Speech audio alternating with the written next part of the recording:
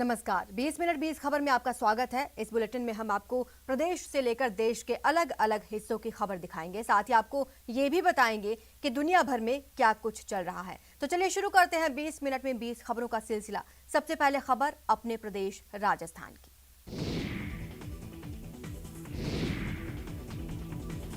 राजस्थान उच्च न्यायालय के न्यायाधीश अकील कुरैशी और संदीप मेहता की खंडपीठ ने देसुरी नाल में लगातार होते सड़क हादसों को लेकर राज्य सरकार से जवाब तलब किया है। 1.5 दशक में 500 से अधिक लोगों की मौत के सवाल को लेकर हाईकोर्ट ने पीडब्ल्यूडी के मुख्य सचिव, वन विभाग के मुख्य सचिव, आरएसआरडीसी प्रबंध निदेशक के साथ राजसमंद जिला कलेक्टर समेत 11 अधिकारियों से जवाब मांगा है। न्यायिक सूत्रों के अनुसार देसुरी नाल नव निर्माण संघर्ष समिति अध्यक्ष भंवर सिंह मारवाड़ और गोविंद सिंह सोलंकी ने अधिवक्ता नुपुर भाटी और संदीप सोनी के माध्यम से जोधपुर हाईकोर्ट में जनहित याचिका दायर की। इसके अलावा आए दिन सड़क हादसे हो रहे हैं। इसमें प्रतिवर्ष दर्जनों लोगों की मौत हो रही है। गंभीर हालात के बावजूद कोई ध्यान नहीं दिया जा रहा। इसका खामियाजा आम जन को भुगतना पड़ रहा है। खास बात यह है कि क्षेत्रीय जनप्रतिनिधियों ने भी रुचि नहीं दिखाई। याचिका में बताया गया कि देसुरी की नाल में 12 विकट मोड़ हैं।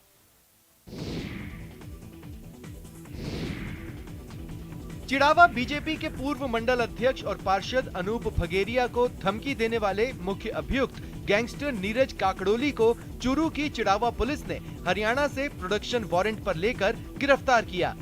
चिड़ावा थाने के सीआई भगवान सहाय मीणा के मुताबिक 25 जून 2021 को परिवादी अनूप भगेरिया ने चिड़ावा थाने में मामला दर्ज कराया था। मामले के अनुसार अनूप भगेरिया के पास विदेश के नंबरों से धमकी भरे कॉल कर 50 लाख की रंगदारी मांगी जा रही थी। रंगदारी नहीं देने पर कॉल करने वाले ने जान से मारने की धमकी दी थी।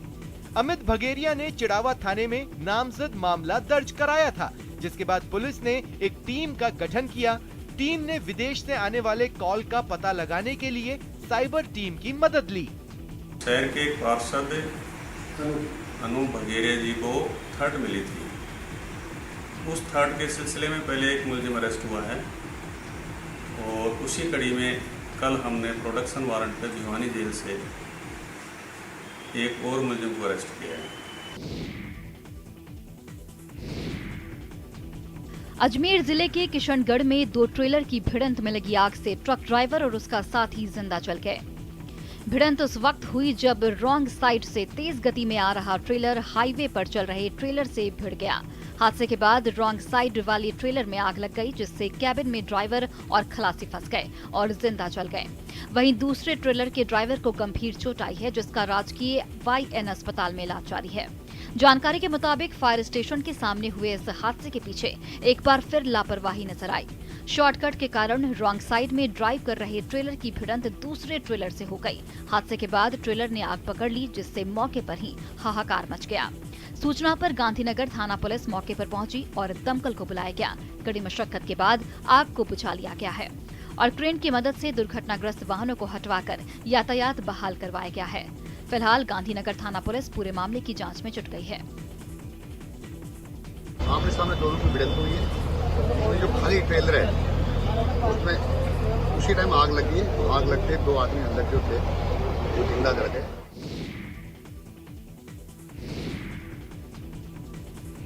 टोंक जिले के मालपुरा में DAP की कालाबाजारी का खुलासा हुआ है। शहर की एक दुकान कमल खाद बीज भंडार पर दिन दहाड़े DAP की कालाबाजारी की जा रही थी। किसानों की लगातार शिकायत के बाद कृषि विभाग की सहायक निदेशक राजकुमारी चौधरी मौके पर पहुंची और जांच में शिकायत सही पाई। मौके पर गए, मौका मुआयना किया तो देखा गया कि 2-3 किसानों के बिल हमने 2 के लिए उनको रिकमेंड कर था। 2 की पर्ची कटवाई गई थी उनके आधार कार्ड पर, उन्होंने 4-4 के बिल काट रखे थे। अब कालाबाजारी के खुलासे की कहानी सुनिए। दरअसल हथुनिया का एक किसान हरिओम अपने परिचितों के साथ DAP के लिए कमल खाद बीज भंडार पहुंचा था। यहाँ पॉश मशीन से 4 बैग की पर्ची काटी गई थी, लेकिन उसे 2 बैग थमाए जा रहे थे। किसान ने 4 बैग के बिल पर 2 बैग लेने से मना कर दिया। मैं यहाँ कमल खाद बीज भंडार पे खाद लेने आया था, तो यहाँ पे 4 कट्टों का बीज काट रहे हैं और किसानों को 2 कट्टे दे रहे हैं तो इसकी शिकायत करने पर कृषि विभाग वालों ने आके कार्यवाही की।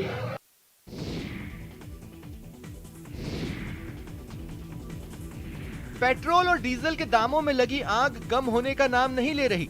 आए दिन पेट्रोल और डीजल के दामों में हो रही वृद्धि के कारण आम आदमी का जीवन दुश्वार हो चला है।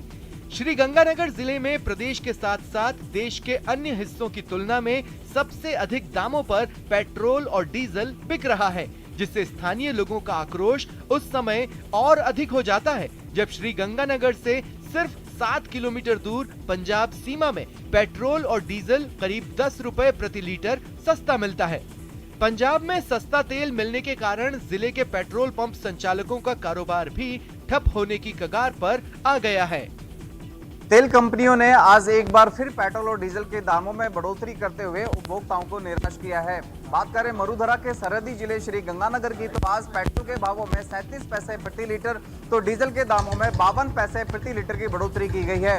श्री गंगानगर में मरुधरा का ही नहीं बल्कि देश का सर्वाधिक कीमत पर पेट्रोल के उपभोक्ताओं को मिल रहा है। यदि हम आपको आज के रेट बताएं तो देखिए, आज के रेट पेट्रोल के जो रेट हैं वो 119 रुपए 42 पैसे प्रति लीटर तक जा पहुंचे हैं, जबकि डीजल के रेट हैं 110 रुपए 40 पैसे पर लीटर।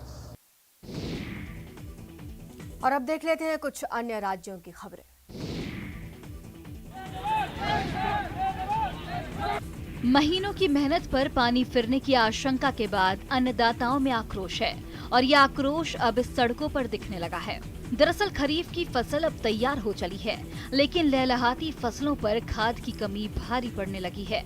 ऐसे में राजस्थान, हरियाणा और यूपी के कई इलाकों में किसान सड़क पर आ गए और चक्का जाम कर दिया। हरियाणा और उत्तर प्रदेश से किसानों के हंगामे की ऐसी ही तस्वीरें सामने आई।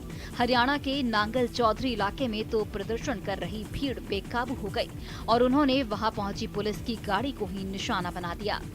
भीड़ का ऐसा ही गुस्सा उत्तर प्रदेश के ललितपुर में भी देखने को मिला। वहां तो इतने लोग जुटे कि जहां तक निगाहें गईं, लोगों के सिर बस दिखाई पड़े। उन लोगों ने आरोप लगाया कि कई बार शिकायत करने के बावजूद भी खाद की दुकानें मौके के वक्त बंद कर दी जाती हैं। जब इन हालात को संभालने के लिए वहां पुलिस की एक टीम पहुंची तो प्रदर्शनकारियों ने उसे घेर लिया। इसके बाद पुलिस वालों ने बाहर निकलने के बजाय कार के अंदर से ही लाउडस्पीकर की मदद से भीड़ से हटने की अपील की।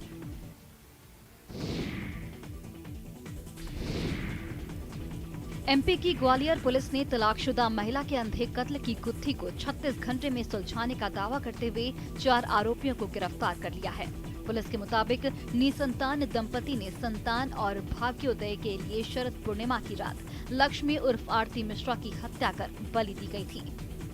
बलि देने में दंपति की ननद और उसके साथ रहने वाले युवक ने उसकी मदद की थी। चारों आरोपियों को हजीरा थाना पुलिस ने गिरफ्तार कर लिया है। आरोपियों ने बलि देने के लिए महिला की हत्या करना कबूल कर लिया है।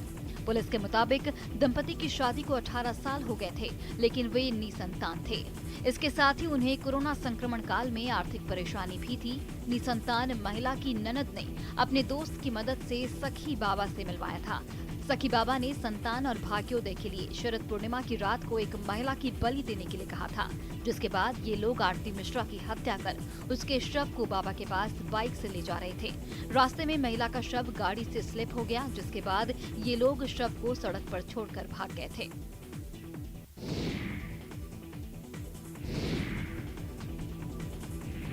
छत्तीसगढ़ के जांजगीर चांपा में शराब पिलाने से मना करने पर युवक की गला घोंटकर हत्या करने वाले दोनों आरोपियों को पुलिस ने गिरफ्तार कर लिया। मामूली विवाद के चलते यह हत्या हुई थी। पुलिस के अनुसार मुलमुला थाना के झलमला निवासी विजय भारद्वाज बुधवार शाम को घर में था। तभी शाम करीब 7:30 बजे उसका दोस्त शेट्टी उसे बुलाने आया और शराब पार्टी करने की बात कहते हुए उसे बाइक पर बैठाकर सबरिया डेरा जंगल पहुंचा। वहां विजय से मारपीट की गई। विजय ने खुद को बचाने का प्रयास किया, मगर युवकों ने नायलॉन के धागे से उसका गला घोंट दिया। जानकारी के अनुसार जब विजय के साथ मारपीट की जा रही थी, तभी उसने किसी तरह अपनी पत्नी से फोन पर कहा था कि उसके साथी उसे मार डालेंगे। इसके बाद पत्नी ने देवरों के साथ मिलकर उसकी तलाश शुरू की। इसके बाद नहर के किनारे विजय भारद्वाज की लाश मिली थी। विजय के परिजनों ने थाने में रिपोर्ट दर्ज कराई, जिसके बाद पुलिस ने आरोपियों को दबोच लिया।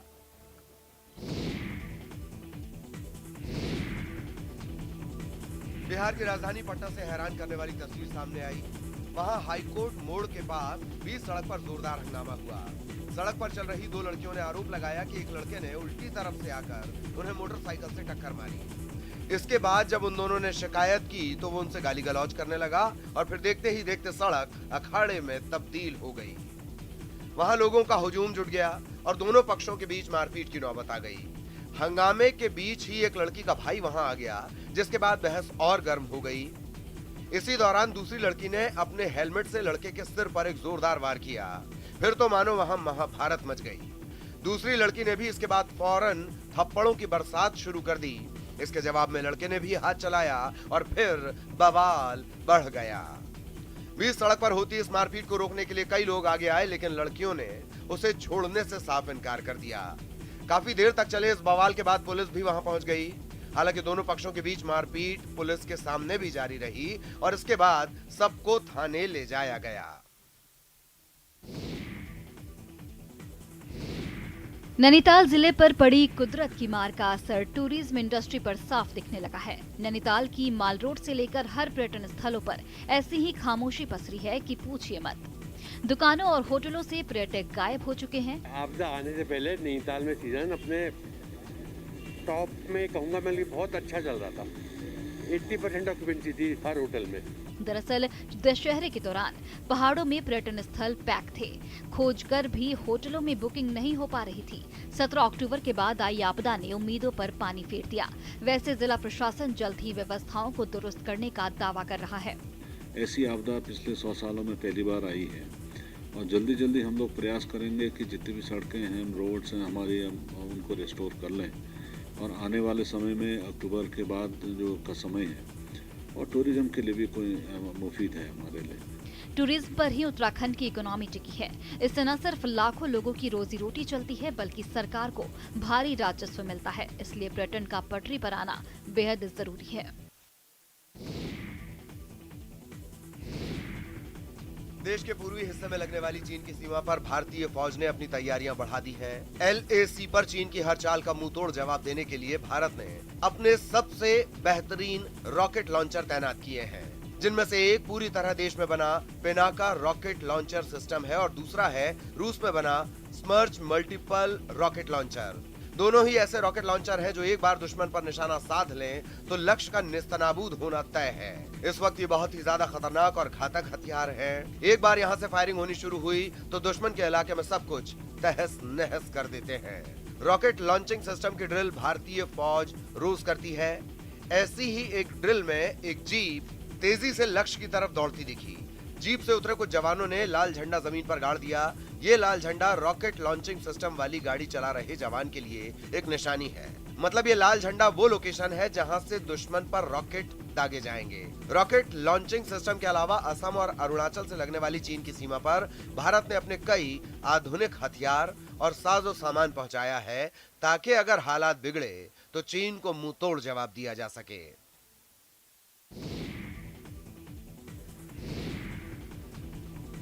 आतंकियों के हमलों का जवाब देने के लिए अब सुरक्षा बलों के साथ साथ अब लोगों ने भी हथियार उठा लिए हैं। जी हां, लगातार हो रहे आतंकी हमलों के बीच जम्मू कश्मीर के राजौरी में सेना ने सीमा पर बसे कई लोगों को हथियार चलाने की ट्रेनिंग दी। जिस इलाके में ये ट्रेनिंग दी गई वहां आतंकी हमले का खतरा हमेशा बना रहता है और यही वजह रही है कि वहां रहने वाले लोगों को हथियार चलाना सिखाया गया है, ताकि जरूरत पड़ने पर वो अपनी सुरक्षा कर सके। सामने आई एक तस्वीर में सेना के कुछ जवान वहां के कुछ पुरुषों और महिलाओं को टारगेट पर कैसे निशाना लगाया जाए इसकी ट्रेनिंग देते दिखाई दिए। इसके बाद इन लोगों को फायरिंग करने का भी मौका दिया गया, जिसमें वो कामयाब रहे। सेना की इस पहल से सीमा पर बसे लोग काफी खुश नजर आए। उन्होंने जवानों के साथ साथ कंधे से कंधा मिलाने का वादा किया। कोई भी मिली नसीब आ जाता गाँव में तो थोड़ी फायदा हो जाना खबर है कि इस तरह की ट्रेनिंग जल्द ही सीमा पर बसे दूसरे इलाके में भी दी जाएगी। उत्तराखंड के उत्तरकाशी में एसडीआरएफ ने करीब 16,000 फीट की ऊंचाई पर बेहद मुश्किल रेस्क्यू ऑपरेशन चलाकर 2 लोगों को बचा लिया। बताया जाता है कि 17 अक्टूबर को छितकुल हिमाचल ट्रैक पर 11 लोग ट्रैकिंग करने गए थे, जिनमें से 7 लोगों के शव मिले हैं। ये लोग ट्रैकिंग के दौरान भारी बर्फबारी की वजह से फंस गए थे, जिन्हें बचाने के लिए एसडीआरएफ ने बचाव अभियान शुरू किया। तैयारी के तौर पर स्ट्रेचर और जरूरी सामान हेलीकॉप्टर पर रखे गए। इसके बाद ये दल हेलीकॉप्टर से करीब 16,000 फीट ऊंचे पहाड़ी इलाके पर पहुंचा। शरीर को जमा देने वाली ठंड और बर्फ की मोटी चादर के बीच एसडीआरएफ की टीम ने 2 लोगों को खोजकर कड़ी मशक्कत से हेलीकॉप्टर तक लाई। अभियान इतना मुश्किल था कि बर्फ की मोटी परत पर बचाव दल का खड़े रहना भी मुश्किल हो रहा था। 2 लोगों को जख्मी हालत में बेस कैंप तक लाने के बाद अस्पताल में भर्ती किया गया। नेता जनता की समस्याओं को सुनने के लिए अलग अलग तरीके अपनाते हैं, मगर अपनी कुर्सी और प्रोटोकॉल को त्याग कर नई मिसाल बने हैं मध्य प्रदेश विधानसभा अध्यक्ष गिरीश गौतम। मध्य प्रदेश विधानसभा अध्यक्ष और देवतालाब विधायक गिरीश गौतम साइकिल यात्रा कर मतदाताओं से सीधा संपर्क करेंगे। इस अनोखी यात्रा की शुरुआत 24 अक्टूबर से बीजेपी प्रदेश अध्यक्ष वीडी शर्मा के हरी झंडी दिखाने पर होगी। बता दें कि ये पहली बार नहीं है गिरीश गौतम की ये तीसरी साइकिल यात्रा होगी। गिरीश गौतम की इस तरह की यात्राओं को बड़ी तादाद में जनसमर्थन मिलता रहा है। इसी के चलते एक बार फिर इसका आयोजन किया जा रहा है। यात्रा की शुरुआत पूर्वा पड़रिया गांव से होगी, जिसे 31 अक्टूबर को सीएम शिवराज सिंह चौहान की मौजूदगी में खत्म किया जाएगा। जनता के बीच में जाना, छोटी छोटी चौपाल लगाना, और इसीलिए आपने देखा होगा मेरा प्रोग्राम जो निर्धारित हुआ है 72 जगह बने 72 स्थानों पर रुक करके छोटी चौपाल और बड़ी चौपाल लगाने का प्रयास करूंगा। वहां पर लोग आएंगे, अपनी बात को कहेंगे। मौका जब भारतीय सेना की जाबाजी को देखने का हो, शूर वीरों के सम्मान का हो, तो देशवासी घर में कैसे बैठ सकते हैं। इसलिए शिमला के रिज मैदान पर जन सैलाब उमड़ आया। दरअसल 1971 में हुई भारत पाक की लड़ाई की याद में शिमला के रिज मैदान पर सेना के हथियारों की प्रदर्शनी लगाई गई थी। साथ में विजय मशाल को भी लोगों के लिए रखा गया था और आर्मी बैंड का भव्य आयोजन किया गया था। सेना के हथियारों को देखने के लिए दर्शकों की लंबी कतारें लगी रहीं। सेना के जवानों ने राइफल, बंदूक, तोप के बारे में जनता को जानकारी दी। मैदान पर अमर जवान ज्योति मशाल को भी रखा गया था। सेना के अधिकारी ने मशाल के महत्व के बारे में भी लोगों को बताया। गौरतलब है कि सेना प्रशिक्षण कमान शिमला 1971 के भारत पाक युद्ध की 50वीं वर्षगांठ मना रहा है।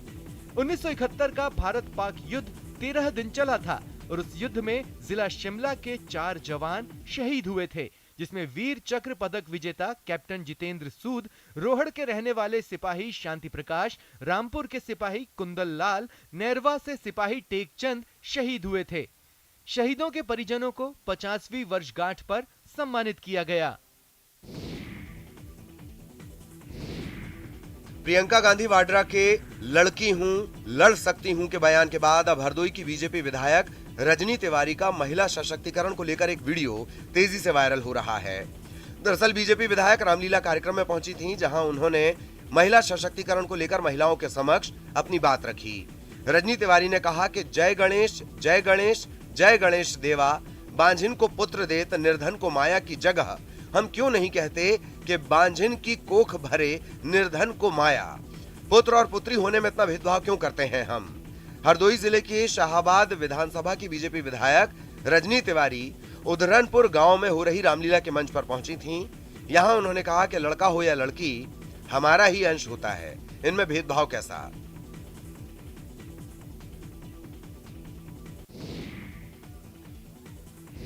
चाहे बिग बी का गंभीर अंदाज हो,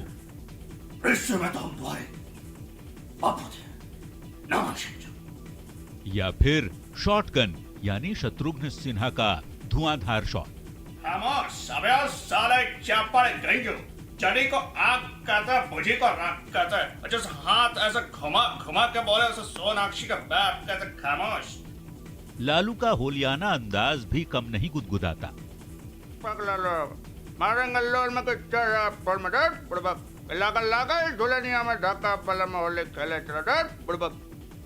तो नाना पाटेकर बातों बातों में ही अपनी बात कह जाते हैं। अरे भगवान का दिया सब कुछ है, दौलत है, शौहरत है, इज्जत है, बस एक औरत नहीं है, मेरी नहीं, इसकी। अच्छा है, बहुत अच्छा है। ये हैं लोहरदगा के होनहार लाल और आवाज के जादूगर नवनीत पांडे का जुदा अंदाज। जिनकी अदाकारी और मिमिक्री का कमाल हर किसी को लोटपोट कर देता है। देश भर के कई बड़े मंचों पर 70 से ज्यादा किस्म की आवाज निकालकर सुर्खियां बटोर चुके नवनीत को आज यूं ही voice changer machine of Jharkhand के नाम से नहीं पुकारा जाता। 20 मिनट 20 खबर में अब बात कर लेते हैं इंटरनेशनल खबरों की। अमेरिका के अलास्का राज्य में भारत और अमेरिका की सेनाओं के बीच चल रही सबसे लंबी जॉइंट मिलिट्री ड्रिल का एक वीडियो सामने आया है। 14 दिन तक चलने वाली युद्ध अभ्यास नाम की ये एक्सरसाइज पिछले हफ्ते शुरू हुई